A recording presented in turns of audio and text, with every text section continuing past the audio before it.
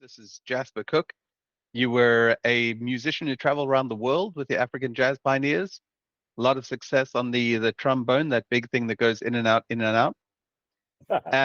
You've been an Excel programmer who started writing drivers for printers in the 80s, and you worked in office automation. Those are some of the careers that you touched, but your first ever one was on the trains, and that's what we're really here to talk about today. So I'm going to shut up for a little while, and if you can tell me why you got into being on the trains as a stoker on steam railways, and I'll hand it over to you. Shall I give you the short story or the long story? The longest you've got. Okay, that's pretty long. It's probably not missing hind leg stuff. It's not that long. Okay. But how it got started, if one has to go right back to the beginning, we had a small station about 6 or 7 blocks away from our house in Pietermaritzburg called Victoria Road Station. And it had a number of sidings in it, and those sidings all served what was called the Royal, still is called the Royal Agricultural Show in Pietermaritzburg. And there were lots of steam engines there, always 1 or 2 steam engines, one shunting, and then there were trains coming through as well. And as a boy, I used to go down there barefoot, of course, always barefoot, and play amongst the trains. I mean, people would have a fit today, but all of us kids were wandering around in between, goods trains were slowly gliding by, ready to clang into each other. And the drivers and the firemen there looked after us. And so by the time I was 7 or 8 years of age, I already had kind of relationships by sight with various crew. And that's where, if you go earlier than that, Maritzburg is a valley that's like a big sound box. And it was a steam city. And you could hear steam engines going up the old Joburg line, which was steam in those days. Very steep, climbing up a mountain just outside of Maritzburg called World's View. And so you got this gasping and panting and explosive belching all night long, all day long. It was a steam town. And so, right from my cradle onwards, and in fact, my dad it was one of his worst jokes. He told me when I asked one night with very big eyes, what was that big woo, woo, woo, woo sound that was going on? He said, it's the bully front, and he's coming to get you. So, yeah, there's been steam things from cradle. Anyway, then fast forward until I got thrown out of university for starving by Professor Jackie. And now I had to find something to do. And I stuck around for the remainder of 1965 after I was turfed out of the finance department. I spent most of my time hitching up to the border at White Bridge because I loved that country up there. And I was always back in Maritzburg for gigs on Friday night with Chris Ruin's band. But when it came now to deciding what to do, I suffered a lot from depression for all sorts of reasons. And, I wasn't really very enthusiastic about doing anything. I just couldn't think of anything to do. And I felt uprooted. I was supposed to see out the year at university. Now I found myself midwinter in Maritzburg with no gigs. There never are any gigs or were any gigs in winter. And, with resultingly very little money. And I thought and thought and thought about it. And then eventually I developed a rule for myself. And that rule was that I had to find anything at all, as long as I loved it. Because I was too depressed to even contemplate just doing a job for the sake of doing a job. And I hated the idea anyway, because, with no particular skills, everybody enters the job market in admin, which I didn't want to do. I think you can relate to that. And yeah, I think that's a really, really good rule of thumb. You know, avoid that. Don't join Fight Club or Admin Club. Anyway, then I got more and more depressed, and what I did when I was depressed is I used to walk up to Maritzburg Station and sit on the platform to watch trains, because that always made me feel good. Having had all of our holidays at Christmas time going to the Karoo in trains, trains just felt wonderful to me, and for many more reasons than I want to articulate right now.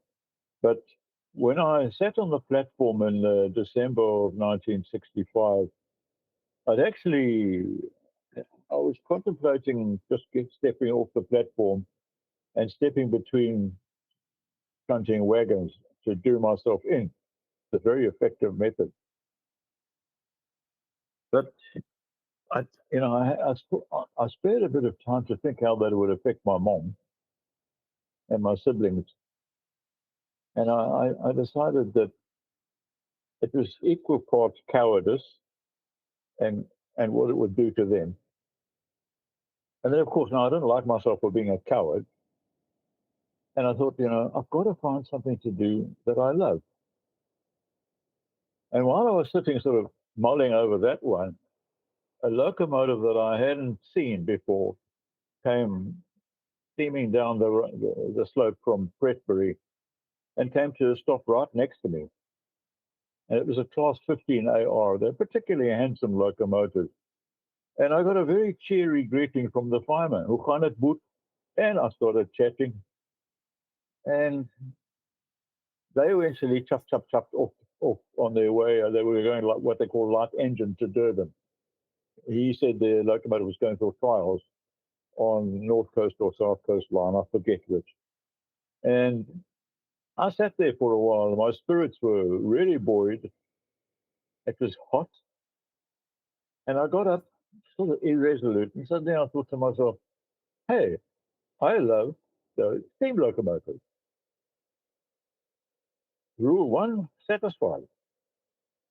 So I hitched down to Durban the next day to a place called Oswald Pido House, which was the headquarters of Natal System Railway, SA South Africa Railway, Natal System. And, I wandered around there and eventually found out that there was a recruiting room. And I joined the queue there, and so I interviewed me. I don't really want to bless it with the word interview. It was more like a series of insults from him to me, but it did as an interview. The first insult was, I don't think we can use you because you look a little bit too smart.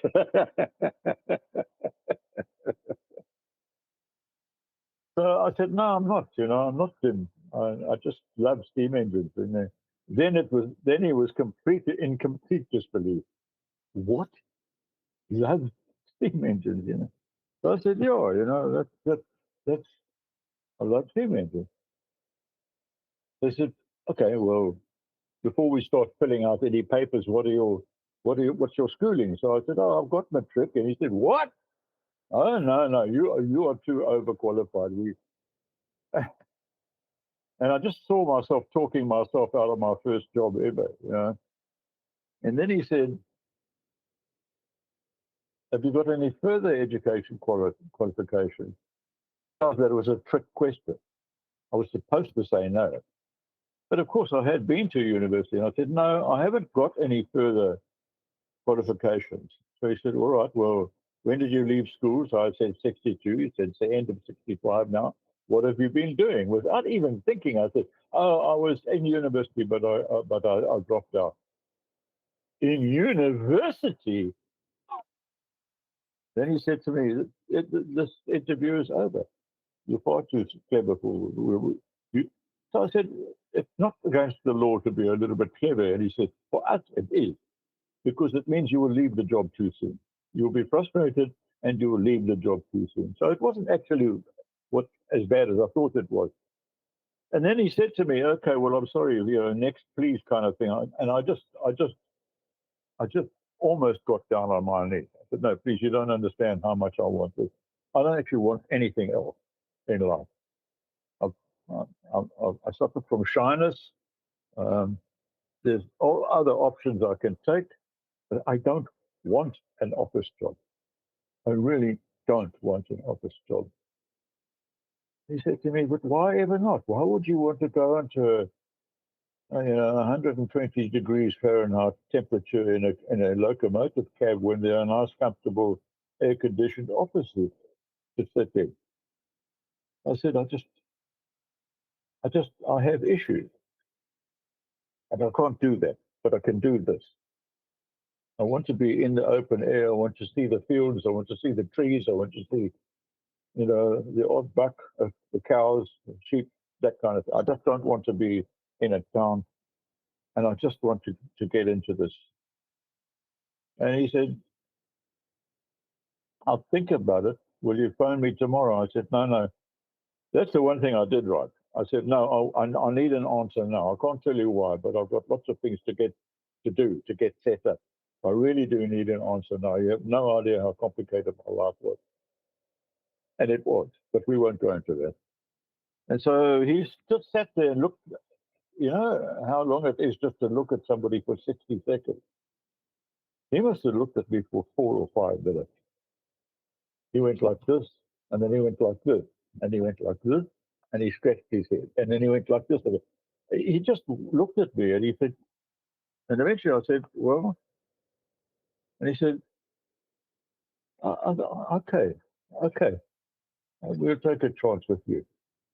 I still say you're overqualified. I still believe you will get depressed, you will get frustrated, and you will leave the job within weeks.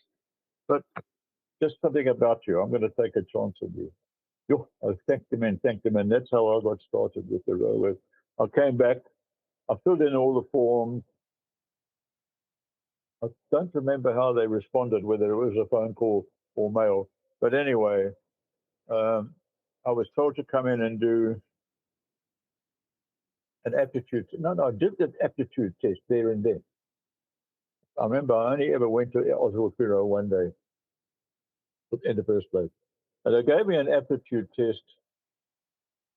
And then he said to me, well, why couldn't you have just got a couple of things wrong? Man? We don't look for people who do 100% in tests for this job. It's so hard to understand. But anyway, I got 100%, and then he grudgingly said, okay, you start training next Monday. So I had to find a place to stay in Durban. And anyway, I got started, did my training for 6 weeks. And then just to end off, how did I get into railways? He said to me, where do you want to work? Do you want to stay here in Durban? And I had already done my homework on that. Maritzburg had a lot of overtime because it was a junction for Greytown and for Kokstad and Durban. And but I had heard, I'd done my homework with the various crewmen at Maritzburg Station and Victoria Station, and they all said Empangeni was the place for overtime. I just wanted to save enough money to get out of South Africa, but of course I didn't tell him that. But he said to me, where do you want to work? And I said, I would like to work in Empangeni. And he looked up a piece of paper and he said, your choices are Maritzburg, Empangeni, Glencoe, Newcastle. I said, no, Empangeni. He said, I just don't understand you. That is the worst depot in South Africa. I said, that's why I want it. Firstly, because nobody else wants it, I won't have too much competition in keeping hold of the job because I'm a newbie. And secondly, it's nice and rural, suits me fine. Empangeni was a small town. And that's how I got started. I did my training, and 6 weeks later, was given a ticket. I didn't use it. I was taken by Mike Taylor again. He dropped me in the car there. Because there would have been 2 train trips from Maritzburg, one to Durban and then one to Empangeni, taking, believe it or not, a day and a night. Right. Which he did in 2.5 hours driving. So now, Tell me about the actual training session that you got over those weeks. Was it on a number of different locomotives? Was there a lot of things that surprised you about working on the steam engines? Was it a lot harder or a lot easier than you thought it would be? Because obviously, with them saying you're way overqualified, you're very intelligent. Was it just like second nature, or did you struggle a little bit? There were parts that were easy and parts that were incredibly hard. But just to answer your question in all three of the sub questions, there was bookwork first, the tests to be done, which we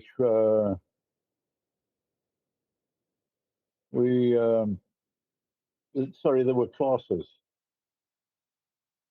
So what actually happened was I went down to Durban, and then I took public transport to Greyville locomotive depot every day, and I was getting a beginner salary already. They told me that I'd be paid for everything that I did.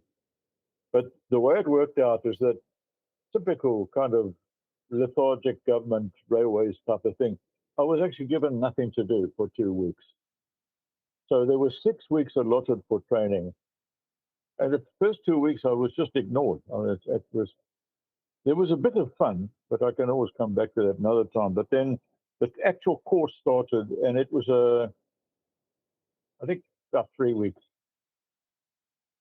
2 weeks or 3 weeks, and we studied. We were given books, and we worked through those books. The instructor worked through the books and did a lot of verbal explanation, and mostly in Afrikaans. That was the funniest thing there. Everything was bilingual. So the instructor came in one day and said, "Okay, guys, we have English Day and ons het Afrikaanse Dag. So today is English Day. Julle weet mos wat bedoel ek, hè? Ek kan nie 'n heel Engels praat nie." So in fact, all days were Afrikaans, but they come in the morning and say this is English Day. You get 1 or 2 sentences of English and the rest was in Afrikaans. Next day, it's Afrikaanse Dag vandag, and everything was in Afrikaans. But anyway, the training was very easy. Signals were explained. Parts of the locomotive were dealt with, and the whole principle of how it worked. There was subsections on lubrication, and then there was the third section. The first section was part of a locomotive. The second section was some other theory. Signals. There are a lot of signals. And then the third section was what they called road work, which wasn't running. It was learning how to learn a route. No engine driver can go from one route and just work another without being passed on that route. Especially important in Natal because it's very hilly. And, you had to know what you were doing. You had to know when. Locomotives are very, very efficient if you know how to drive them. So the good drivers knew how to cut off. It was explained to us that the driver would cut off and just feather the brakes on all the downhills to stop the train running away. But the whole science was to preserve your coal and your water in Natal, which was very hilly. And then the other thing was to learn the route from the point of view of the signals, because signals are a little bit more complex than most people in the street realize. Just to give a very obvious example, apart from knowing that a signal means caution, stop or go, you've got to be able to see it, because trains take nearly a kilometer to stop, half a kilometer to stop at their best. And so you can't have a signal telling a train to stop and not give it time to stop. So the big thing was to have signals placed. The signals were placed in strategic positions along the line to give you a chance to stop. And there was another part of signaling which was explained to us as well, and that was what they called repeater signals. So say, for instance, you've got a tunnel coming, and there's a station straight after the tunnel. You'd burst out of a tunnel and see the station, and the signal stopped it, and you wouldn't be able to stop in time for the signal would be before the tunnel, and it was called a repeater signal. And those were sorts of things you learned. You learned all that stuff. There were other things like there was a clearance bar. Clearance marker is a white painted slab of steel or concrete near the points where the points diverge. And you have to, that clearance marker is placed in such a way that one train coming out of the loop, if the mainline train is on the safe section behind that clearance marker, the train in the interloop knows it can get past without clanging into a vehicle. So just to ensure that everybody's clear of hitting into each other, things like that. I had actually not known about that. Then there were whistle signs instructing you to whistle. Those were always mandatory for level crossings. All that stuff we did in the final section of 2 weeks. And then the last 2 days, we were given revision one day, and we wrote the test on the final day.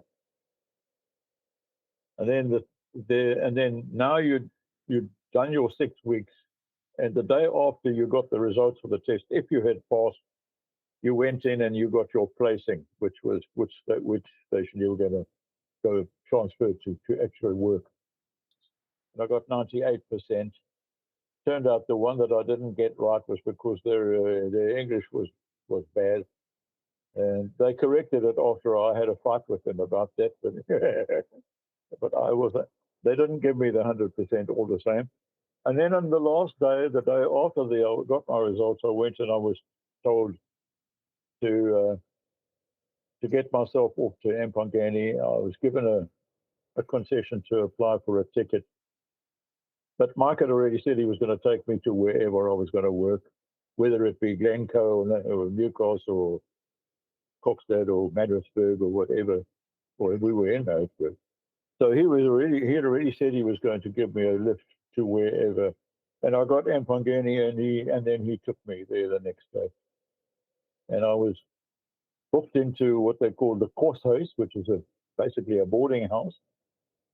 And the guy that ran the Koshuis was known as the Koshuis father, the food house father, and he introduced himself, showed me to my room, showed me the showers and the bath.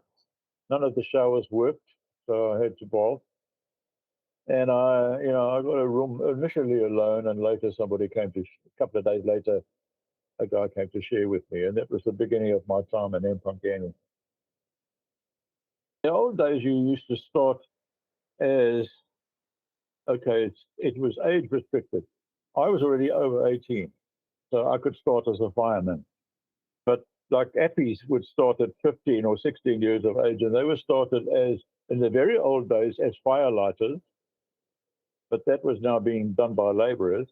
And then the second stage, so in the old days it was call boy, firelighter. A call boy was the guy that was sent to wherever guys like me were living, to wake them up for shifts, because there was a lot of overtime and people overslept a lot. Firelighter was a guy who did a whole shift, like, the fire and getting up steam. You have to go back to the engine every half an hour to an hour to check the progress of the fire and add more coal. And once enough steam is generated, you can then use the blower, which is a dial on the steam turret, very, very stiff. And that causes that hissing jet of steam to come out the smokestack. And that is turned on specifically to draw air through the firebox and accelerate the process of heating. So it takes a long time to get enough steam, generate enough steam to turn the blower on. After you've turned the blower on, the steam pressure increases quite quickly, say 2 hours or so. But it's a 14-hour process for most locomotives to actually get steam up enough for them to go on the line. And so those are the old days. But if you were 18, you could start out as a fireman straight away, a trainee fireman, and that meant that you were. It wasn't called. Okay, they've got two ways of doing things in the railways in those days. There was the done thing and the written thing. The written thing called it a trainee fireman, but the done thing or the spoken thing was derde man, third man. You were the third man on in the cab. And then you observed another fireman, and he was supposed to teach you, but they mostly kind of mocked me. It was very much like boarding school initiation. They mocked me, made me make tea, and generally the first few days they just chucked the tea straight out and spat and said it was horrible tea and I must learn how to make tea. And it was the done thing. So I was at Derdeman for another 6 weeks. No, I was at Derdeman for 2 weeks in Greyville Loco before going to Empangeni. I got it wrong. So I did 2 weeks Derdeman in Greyville before going off to Empangeni. At Empangeni, I was no longer a trainee fireman. I was put on an engine and told to go. You know, it's kind of for a guy like me from a middle class civil servants home in Maritzburg with a bit of a culture shock because you know the railways was not big on spending money on looks, so it was a very unbeautiful place. But I was living in what they call the Empangeni Rail. That was the village adjoining the locomotive shed, and it was 4 blocks down a dirt road to the sheds. But you entered, and there was a very, very rudimentary wooden counter at where you signed in, with a roster clock sitting behind a glass kind of window, and then it was dimly lit. You know, they didn't spend money on 100-watt bulbs. They spent money on 40-watt or 60-watt. So everything was dimly lit. And then the actual locomotive shed itself was like a vast garage for locomotives. And there were about 4 lines or 5 lines, I think, adjacent with it, covered into this shed. And on those lines the shed was big enough to accommodate 3 steam engines in a row on each of those 4 or 5 lines. And so the place was dark. It was lit by orange fluorescent light, very poorly lit, very dangerous because there were certain sections of railways which had pits underneath them for the workmen to be able to work from underneath the locomotive, and with very poor light. I mean, not a place that I'm glad I never even had the thought, but if I had been a drinker, I would have probably come to a sad end within my first week there because it was very difficult to see. The place was full of smoke, right down to the ground. It was hissing with steam, with always 6 or 7 locomotives sitting there just, you know, gasping and steaming. And there wasn't much. The fluorescent lights were very big, rather like street lights, but they didn't cast much of a glow. It was sort of bright orange fluorescent glow. And you had to make do with that. And that was how it looked. It was very, very industrial era, very machine age.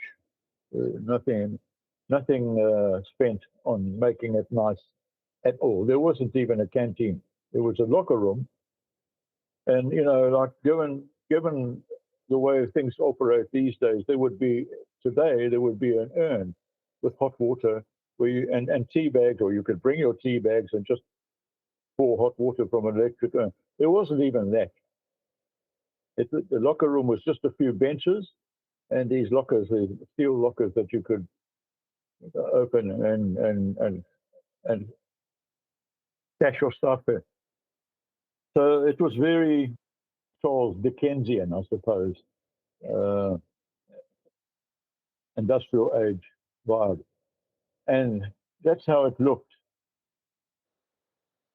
The 19D, doing the easy things first, the 19D was my favorite. There was also some what they called straight 19s, which didn't have a D or a C or a CR or a BR or a B, because there were all of those classes, 19B, 19BR, 19C, 19CR, 19D. The straight 19s had a very vigorous exhaust blast, and they were beautiful steamers. I didn't work on them enough to call them my favorite locomotive, but of those locomotives that I worked a lot, the 19D and the GEAs were the ones that I worked with. The GEA was a Garrett, and I worked Garretts mostly, about half of the time Garretts and about half of the time 19Ds. I had another favorite. They had 15 CAs, which were the loudest locomotive on SAR ever. Everybody agrees on that. I mean, when I first worked at 15 CA, it was actually on the north coast, south coast line, and the first blast as it was pulling out the station literally hurt my diaphragm, and it wasn't compression, it wasn't percussion, it was just so loud that it registered in my diaphragm as frightening. It was so loud. I mean, you cannot imagine how loud those locomotives could be. So in Empangeni, there were many more classes. The Garretts included GCDs, GDEs, GF, GE, GEA, and that was about it. I think there were 4 or 5 classes of Garrett. The 19s, the 19Bs, the 19Cs, the 19CRs, the 19BRs, the straight 19s, and the 19, and they say most of the branch line work to the north was done. That was to Golel on the Swaziland border. That was done on mostly 19Ds, or what they called or one of the Garretts was called a GF.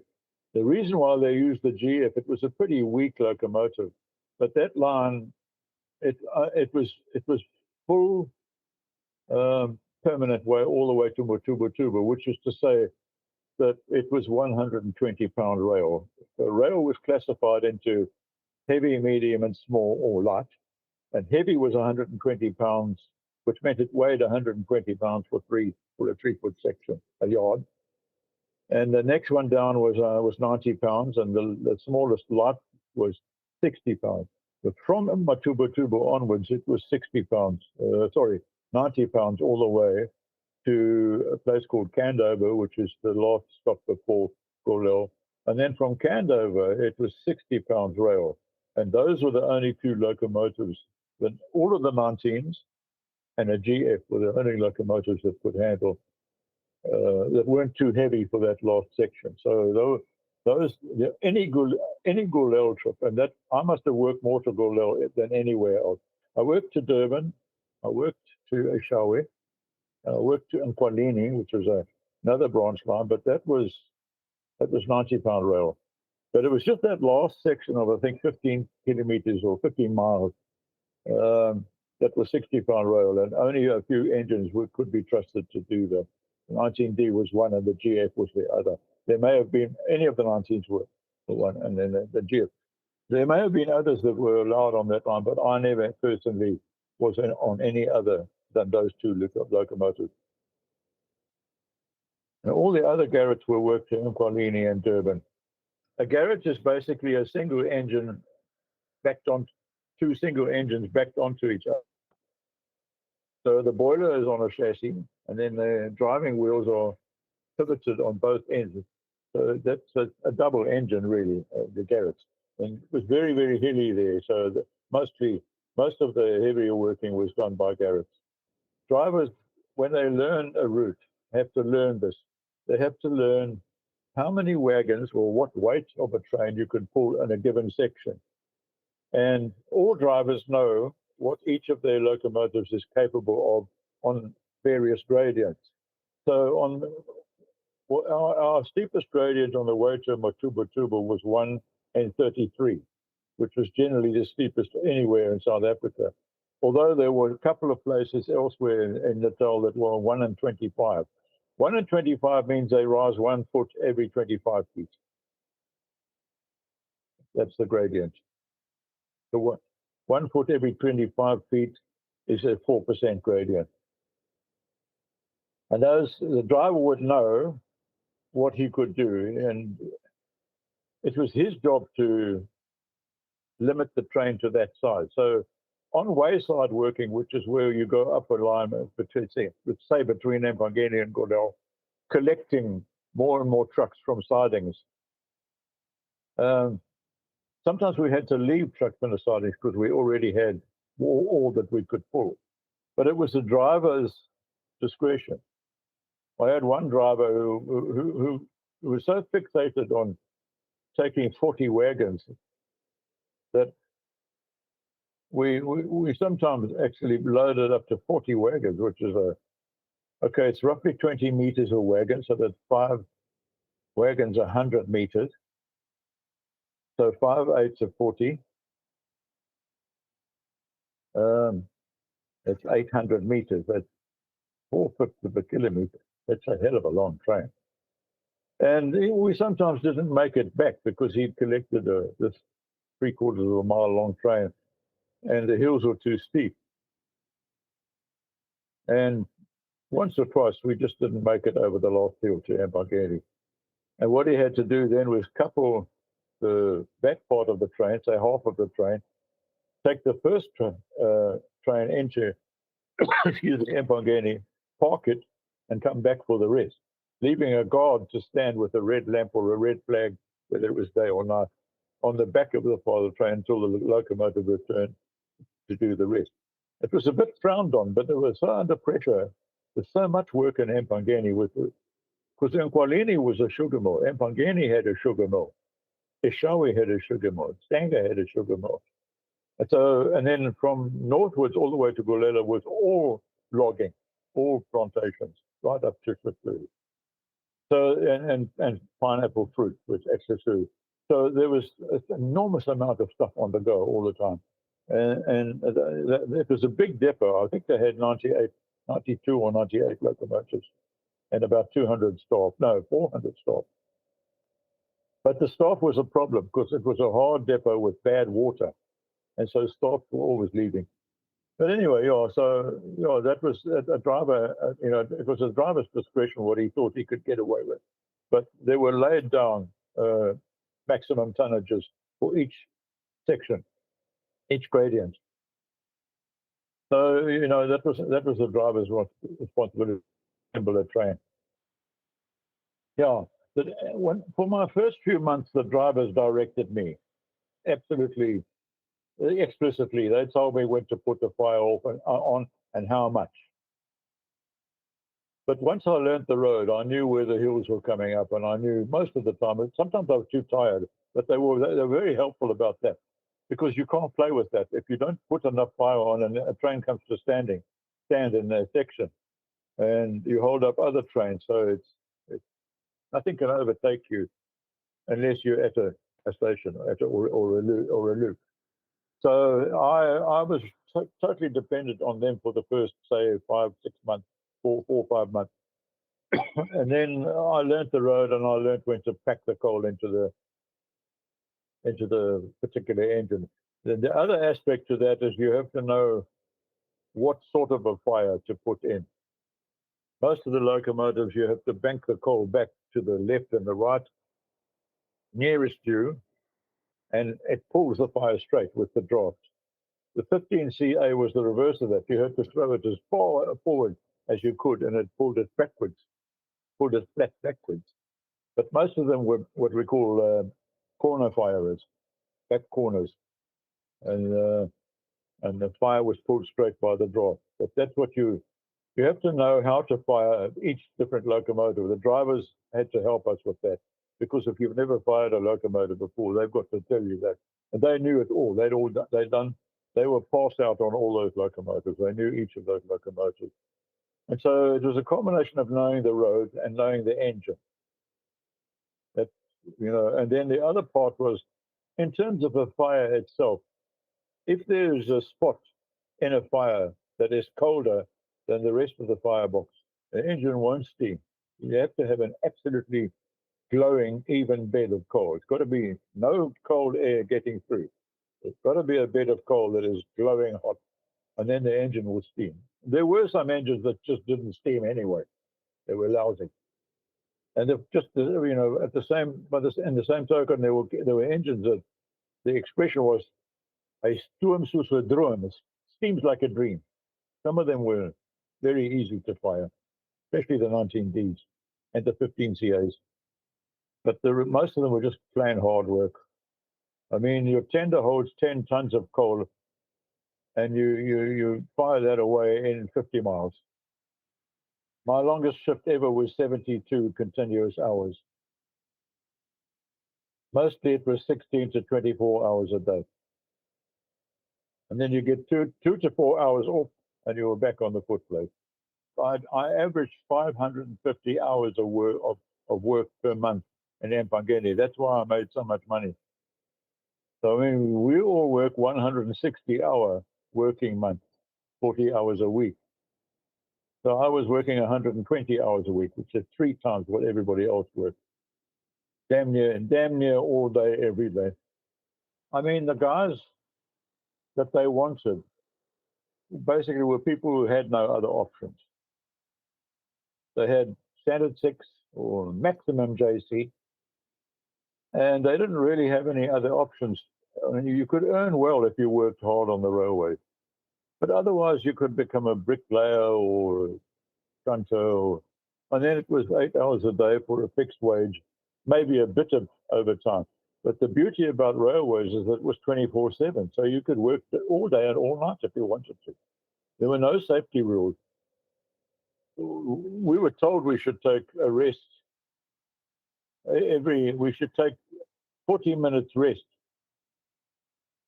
So, but that's all it said. You must take 40 minutes rest. So I said, how often must I take 40 minutes? And it was the way they did things in South Africa in those days. There was nothing laid down. If you asked for it in writing, you got a middle finger.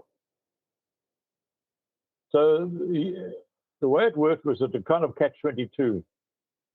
I mean, where catch-22 was you had to be insane to not have to do missions anymore. But if you asked to do no missions, you were sane. So you couldn't have a break. The railways was the same. You were told that you could ask for an hour. In fact, 40 minutes was not correct. I'm wrong. The minimum increment, you could ask for 2 hours rest. But if you did, they never gave you overtime again. And that was not written down. But everybody knew it, and everybody was told it. You take rest, sorry, no more overtime. So, I became known as the guy that would never say no. Rousseau, the roster clerk, loved me because I would come back and he'd say, in Afrikaans, go and take a shower, I see you just now. I might have come off 18 hours, but he knew, because you got a lot of sleep on an engine, to be continued.